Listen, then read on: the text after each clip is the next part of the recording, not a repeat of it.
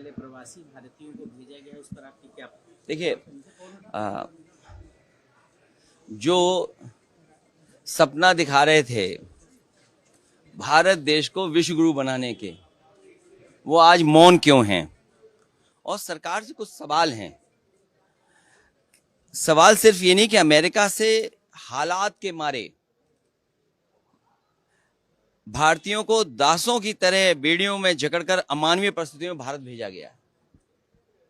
सोचिए आप, क्या सपना दिखाया जा रहा कि भारत विश्व गुरु बनने जा रहा है, और जो विश्व गुरु बना रहे थे वो आज सब मौन हैं। हमारा विदेश मंत्रालय क्या कर रहा था और क्या कर रहा है आज? सवाल ये कि महिलाओं और बच्चों को जो अपमानजनक परिस्थितियों में बचाने के लिए सरकार के पास क्या कामकाज है? तो एक तरफ तो वो जो हम अपनी अर्थव्यवस्था को कह रहे हैं कि हम दुनिया में यहां पहुंचे जा रहे हैं, वही ये अमानवीय व्यवहार हमारे भारत के नागरिकों के साथ हो रहा है। वो कौन सी परिस्थितियां थी जब भारत से छोड़ करके जाना पड़ा इन लोगों को?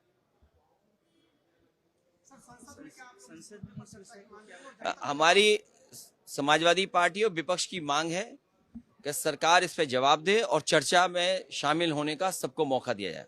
चुनाव आयोग से काफी नाराज हैं आप, इस बात को लेकर आपने कहा? मैं चुनाव से नाराज नहीं हूं।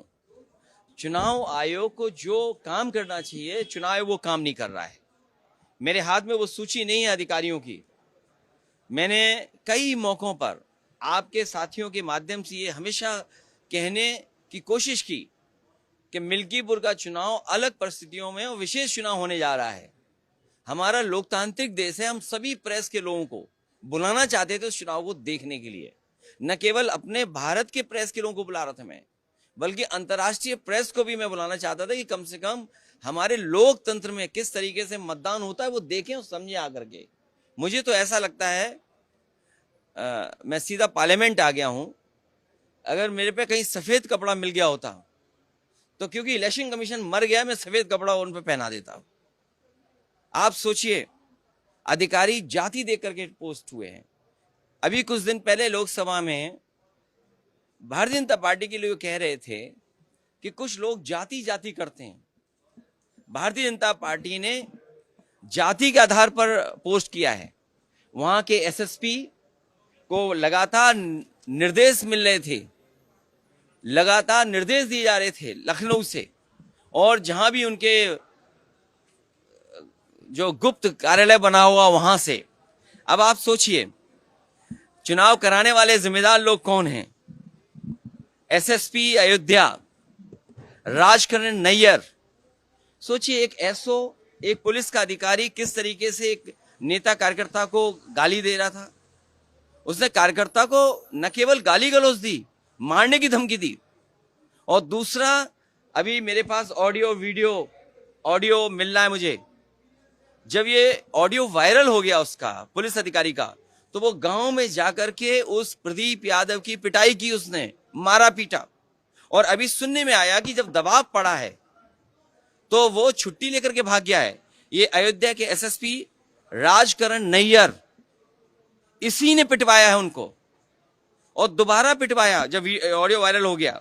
एसडीएम मिल्कीपुर राजीव रतन सिंह, सीओ मिल्कीपुर श्रेष्ठ त्रिपाठी, थाना इनायत नगर एसओ देवेंद्र पांडे, ये भारतीय जनता पार्टी के किसी के बहुत खासम खास रिश्तेदार हैं।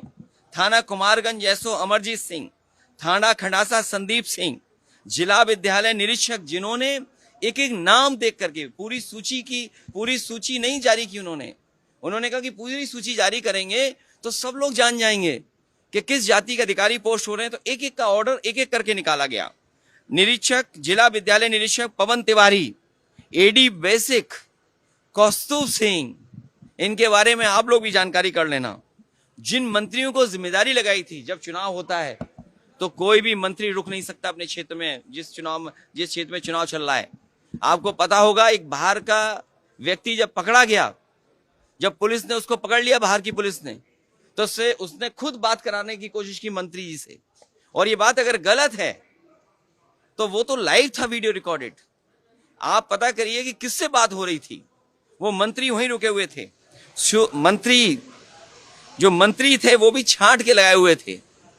तो मंत्री सब रुके रहे। तो ये चुनाव हुआ, इसीलिए मैं पूरी प्रेस को बुलाना चाहता था, पूरी प्रेस को, कि कम से कम इस लोकतंत्र में प्रेस देखे कि कैसा चुनाव हो रहा है। और समाजवादी पार्टी के ट्विटर हैंडल से 500 से ज्यादा शिकायतें हुई हैं, एक भी शिकायत पे कार्रवाई नहीं हुई।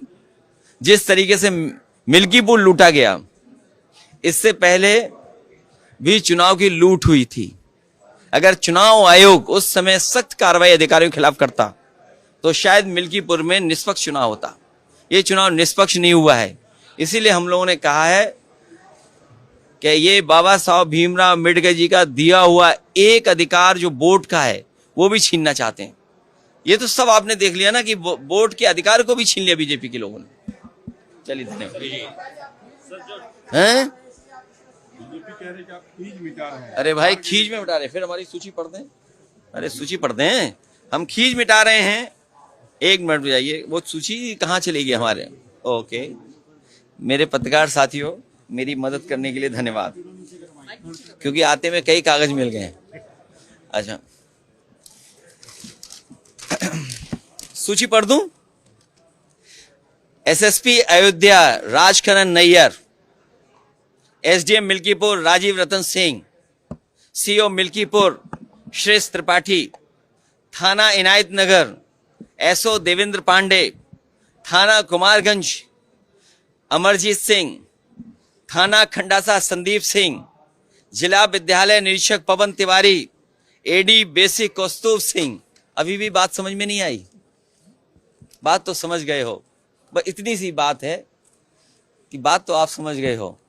दबाव बहुत है, सच नहीं बोल सकता कोई। कभी हम एग्जिट पोल पे भरोसा नहीं करते हैं। इन कंपनियां जो एग्जिट करती हैं, उनको पैसा कौन देता है?